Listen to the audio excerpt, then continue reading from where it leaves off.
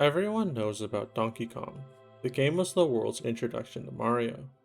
What many people don't know is that it's also the first game where the story of the game is contained entirely on screen, not requiring you to read any manuals or extra materials.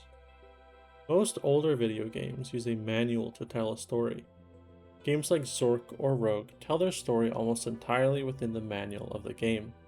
There may be little tidbits of story within the game, but there's no on-screen story otherwise. Other arcade games don't even have a story. Donkey Kong was the first ever game that tells a story through the gameplay and cutscenes that you see in the game itself. It's a simple damsel in distress story. The opening cutscene shows a large monkey, Donkey Kong, carrying a woman, Pauline, up a set of ladders. DK then jumps up and down, bending some girders, and then the game starts. It's an incredibly simple setup. You get an easy motivation for the player character, Mario. He wants to rescue his girl. Once he does, there's a little heart showing their love, but DK comes back and steals her away again, and the heart breaks in two. The heartbreak is a compelling hook that makes you want to keep playing. You keep playing every level until you can save her on the Rivet level. The Rivet level delivers the game's narrative payoff. By pulling every rivet from the girders, you collapse the structure beneath DK and send him crashing down below. With the monkey knocked out cold, Mario and Pauline are finally reunited, delivering a resolution of the story. Then the game loops and challenges you to save her all over again, this time with a few more levels. Stories in games are there to create motivation. At the crux of it, a story in a game should serve the gameplay.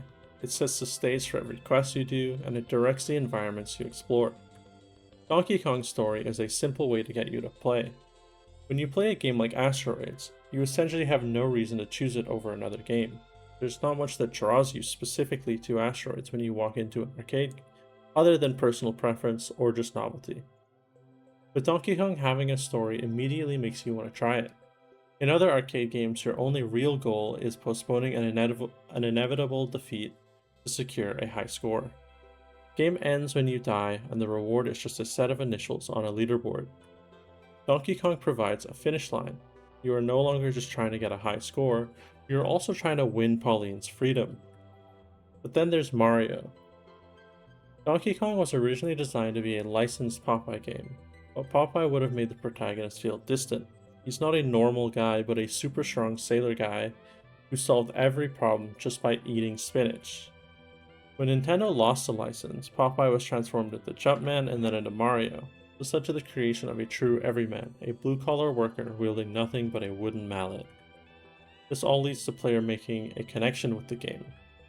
The game combines a human, relatable hero with a clear, emotional rescue mission. You stop playing just to test their reflexes, and you start playing because you genuinely want to see this plumber succeed. For the first time, you're walking into the arcade to help the underdog win. So what is it like to play today? There are different level orders depending on the region. In the US version, you get to the final level, the rivets, after clearing the first level once, and you unlock more levels with more full clears.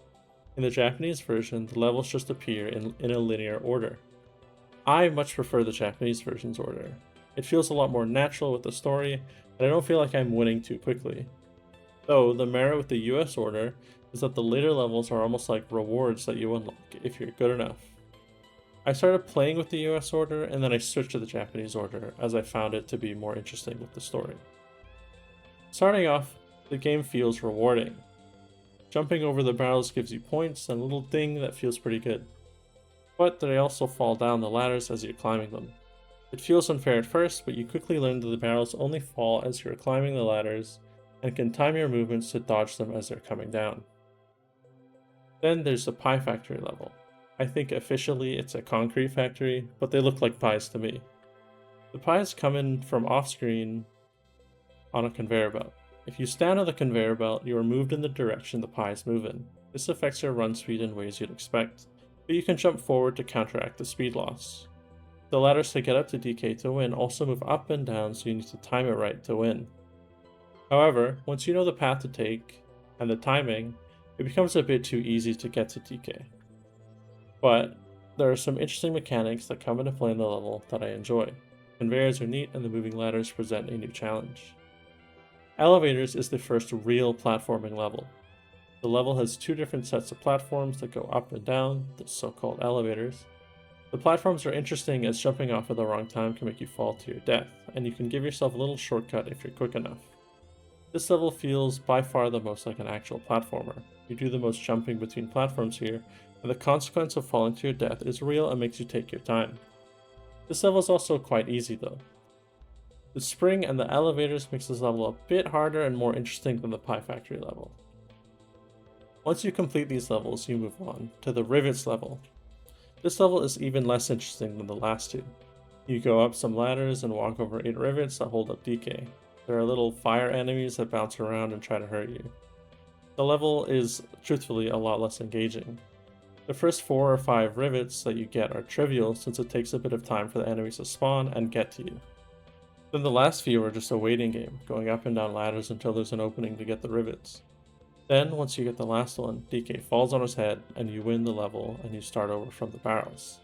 That's the main gameplay loop. The levels get a bit harder after the first loop, the enemies are more aggressive and there's more barrels and such. But overall, I never really felt the need to play on the harder level types as I'm not really a high score chaser. The barrel level is for sure the standout and it's by far the best level in my opinion. Donkey Kong is easily one of the best games of all time. Not only did it spawn the entire series of Mario games, it was also a huge commercial success. Nintendo made over 60,000 cabinets, cementing Nintendo as one of the juggernauts of the gaming industry. The game is also just plain fun. It might be the best game I've played on the list so far, even with some of the levels being a bit too easy. Thanks for watching. Next time on WikiQuest, I'll be playing Frogger. Bye bye.